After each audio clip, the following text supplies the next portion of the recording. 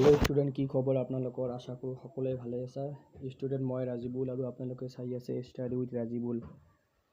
আজি এইটো ভিডিঅ'ত আলোচনা কৰিম যে এইবাৰ টোল পৰীক্ষা হ'ব নে নহ'ব, মুখ্যমন্ত্ৰী কি ক'লে, কোনে কোনে দিব পাৰিব টোল, এই সকলো বিষয়ে আলোচনা কৰিম। যোনে মোৰ ভিডিঅ'বিলাক ইউটিউব চেনেলত চাই আছে মোৰ ইউটিউব চেনেলটো ছাবস্ক্ৰাইব কৰি ল'ব। যদি কোনোবাই মোৰ ভিডিঅ'বিলাক ফেচবুক পেজত চাই আছে তেনেহ'লে মোৰ ফেচবুক পেজটো ফ'ল' কৰি দিব। তো পলম নকৰি আজিৰ ভিডিঅ'টো আৰম্ভ কৰক। ষ্টুডেণ্ট তোমালোকে জানাই যোৱাকালি 2025 বৰ্ষৰ HSL ফলাফল ঘোষণা কৰিছে আৰু এই ফলাফলত মেট্ৰিকত উত্তীৰ্ণ হৈছে 2,70,471 গৰাকী ছাত্ৰ ছাত্ৰীয়ে।